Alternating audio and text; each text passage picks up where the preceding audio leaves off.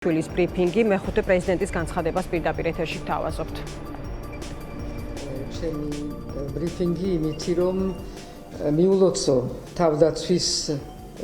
ძალებს დღევანდელი დღე, რომელიც არის თავდაცვის ძალების დღე. არ ვიცი რამდენად რამე არის მისალოცი, როცა ჩვენ ვუყურებთ რა დღეში არის ჩვენი თავდაცვის ძალები. ერთის მხრივ ის დისკრედიტაცია და შეურაცხყოფა რაც მოუწყვეს ეგრეთ წოდებულ კომისიაში, მეორეს მხრივ ის და ეს კიდევ შეიძლება უფრო მძიმე იყოს ჩვენთვის და მომავლისთვის ის ფაქტი, რომ დღევანდელ დღეს აღარ ტარდება არც ერთი ის საერთაშორისო წვრთნები, რითაც ჩვენი ჯარები ამდენი ხანი ბოლო წლებში ვითარდებოდა და მისი სტანდარტების ყველანაირი ამაღლება ამაზე იყო დამოკიდებული. ეს არის ძალიან დიდი ტკივილი მთელი ქვეყნისთვის, იმიტომ რომ ჩვენი სუვერენობა, ჩვენი დამოუკიდებლობა, ჩვენი შინაგანი დამოუკიდებლობაც ბევრად დამოკიდებული არის იმაზე, თუ რა დღეში არის ჩვენი თავდაცვის ძალები. მეორე საკითხი, რომელსაც უნდა შევეხო დღეს, არის ის, რაც მოხდა ქვეყანაში გუშინ. ეს ჩხრეკები, რეიდები, რაც სრულიად წარმოუდგენელი არის ნორმალურ ქვეყანაში, მაგრამ დიდი ხანია, რაც ჩვენ აღარ ვითვლებით ნორმალურ ქვეყნების რიგებში. ეს რეპრესიები ყველა მხრივ, რაც ტარდება ბოლო თვეებში, მაჩვენებელი არის იმისი, რომ რეჟიმი რეალურად ვერ უმკლავდება სიტუაციას და მხოლოდ ამითი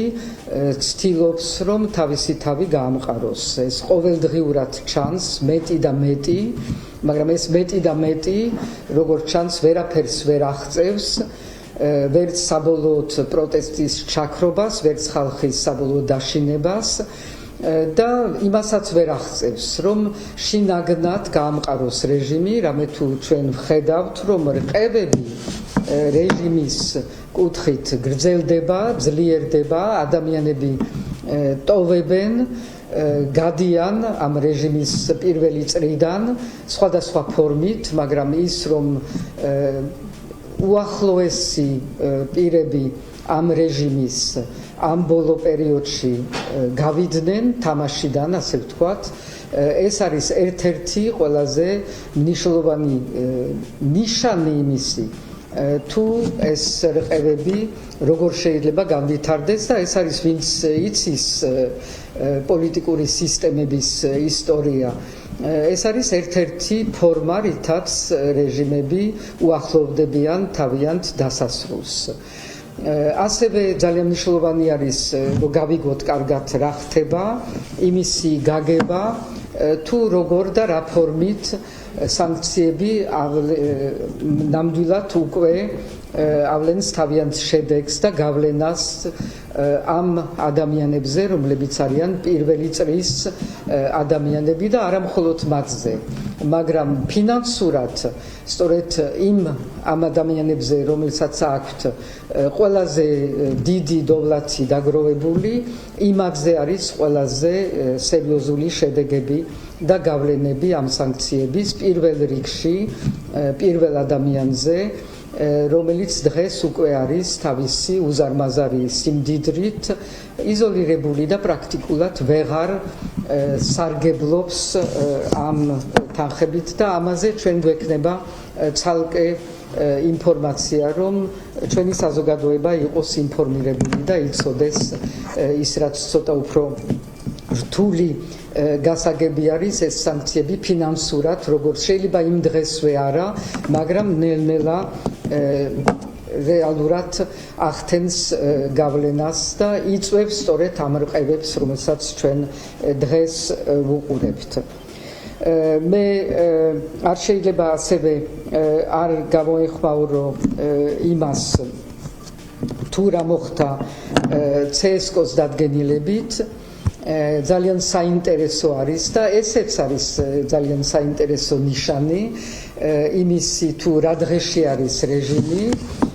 როცა პრაქტიკულად მისი CSKO-ს დადგენილებით მოხდა აღიარება იმისი რაც ზედაც ჩვენ ყველანი არამხოლოდ საუბრობდით, მაგრამ შეტანილი ჰქონდა საკონსტიტუციო სასამართლოში ჩვენი სარჩელი ამ თემაზე, ანუ საიდუმლო არჩევნების და ხმის დაცვის საიდუმლო, რომელიც არ იქნა დაცული გასულ არჩევნების დროს და ის იყო ერთ-ერთი ორიდან მთავარი პრინციპები, რაც დარღვეული იქნა,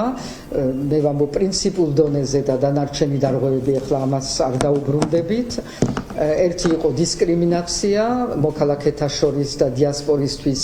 არ მინიჭება იმ სათანადო უფლებების, რომელიც უნდა ქონოდა. მეორე იყო და ყველაზე მძიმე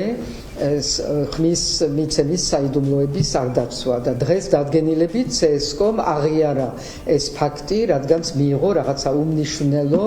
მაგრამ ზომები იმისთვის, რომ ვითომც მისი თქმით უფრო უკეთესად იყოს დაცული ამ ელექტრონულ აპარატების მიერ ის სადუმლოება, რომელიც არის აუცილებელი პირობა არჩევნების. ამიტომ ამ საკითხზე ჩვენი პლატფორმა ასევე მიმართავს იმ საერთაშორისო ორგანიზაციებს და პირველ რიგში